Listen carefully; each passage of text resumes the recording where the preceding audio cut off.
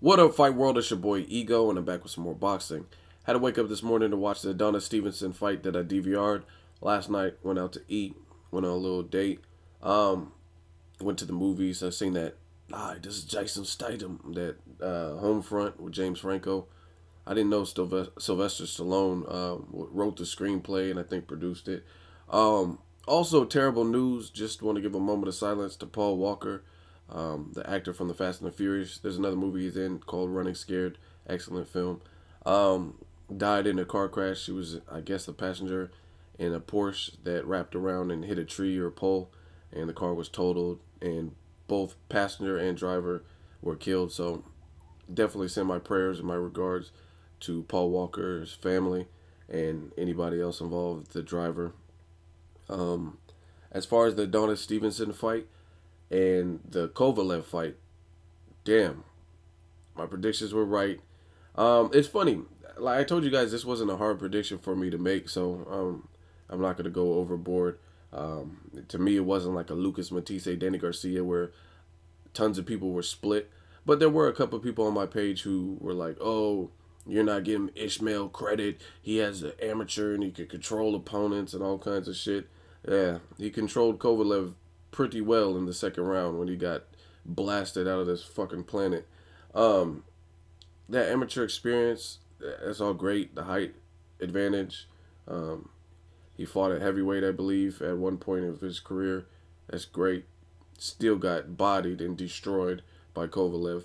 The first round was very competitive. He looked energized. He was bouncing. We seen Kovalev make some adjustments in there, and it was kind of like the element of surprise. Kovalev didn't show his usual aggressive self. He was kind of showing some boxing prowess, some defense, but by the second round, he just caught him and was back to sorts and landed a devastating punch. And it was just, I knew from that first knockdown, his eyes weren't clear. Ishmael, he was on Queer Street. His legs didn't look there, and then he got back up, and it was just a wrap. So good job to Sergey Kovalev. Great performance. Second round KO, demolishment. Um, then Adonis Stevenson fight with Bellew. Bellew showed that he wasn't a punk. Bellew actually, I don't know how many rounds you would give him. I think HBO had it a shutout. I probably would have gave Bellew some early rounds. I don't really know the exact rounds, but I think he made it competitive enough. But Adonis Stevenson had the higher work rate. He was landing, I would say, the harder shots. But there were some shades of moments where Tony Bellew was looking good. There was a apparent moment where their feet got caught up and tangled together, but it almost looked like a punch caused it, and Adonis Stevenson hit the canvas.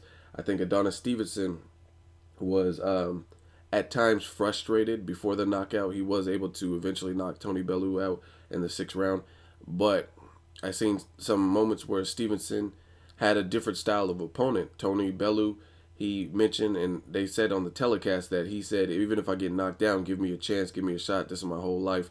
I worked for this moment. Don't stop it prematurely.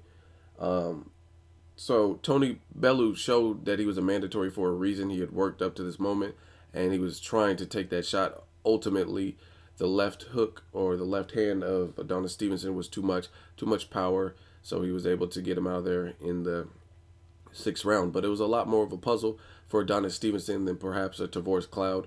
That was a shutout. The Chad Dawson, I mean, we don't really know what would have happened because he blasted Chad Dawson in the first round.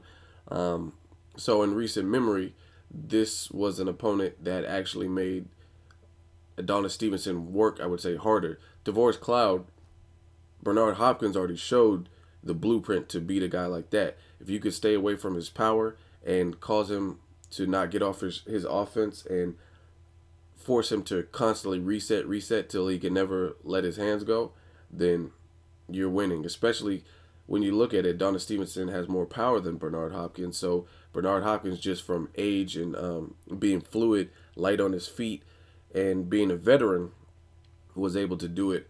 I knew Tavoris Cloud versus Adonis Stevenson would be much of the same based on the fact that Stevenson has more power, and if he had the movement and forced Tavoris Cloud out of his element, then it'd be an easy night. And he showed it was an easy night. So Adonis Stevenson, Tony Bellew, different fight.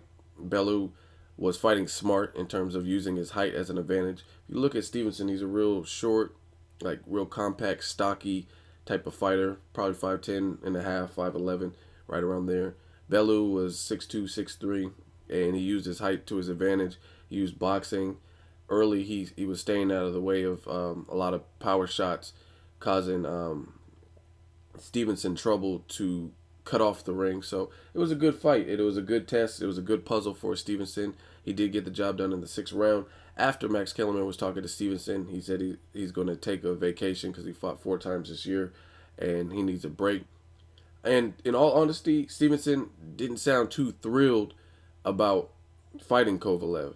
He was like, "Oh yeah, if HBO the money's right." He didn't sound real jazzed about the idea. He said he'll do it. So I mean, I can't say he's scared or nothing. He said he'll do it, but he kept alluding to the fact that if the money's right, and rightfully so. I mean, he's a title holder.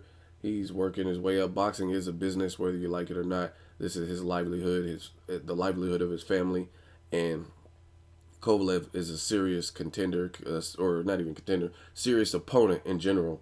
So I don't see too many people being anxious to fight Kovalev because it's kind of like Lucas Matisse before Danny Garcia beat him. It's a high risk, low reward opponent. Lucas Matisse, before the Danny Garcia beat him, Lucas Matisse was fairly little known. He wasn't as known, I guess you could say, to the boxing casuals. He wasn't just like a household name, not taking away from him as a fighter or saying he sucks or anything like that. Same thing with Kovalev. Kovalev isn't a household name. He's a fighter from Russia, very tough, very heavy-handed, and he hasn't had all the exposure in the world. He hasn't been like a Nonito Donaire where HBO has promotional posters and 24/7s of Kovalev and shit like that. So he's very high risk and low reward.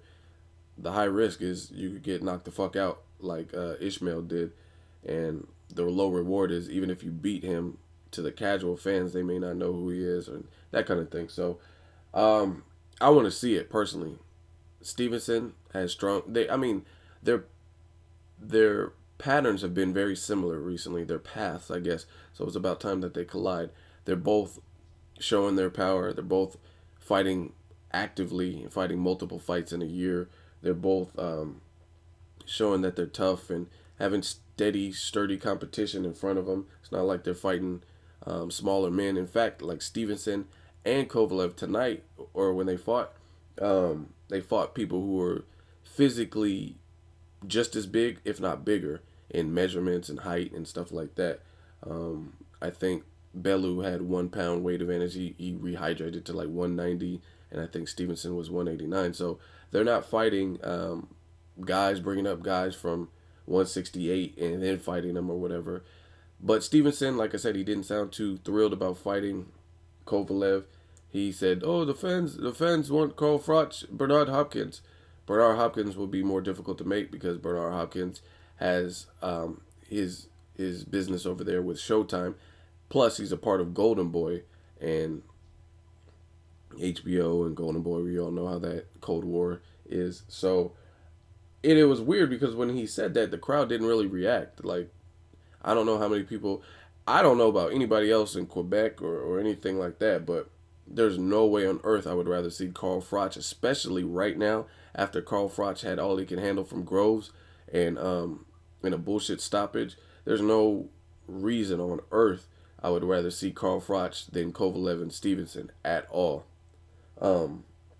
Period. There's no one that could convince me otherwise.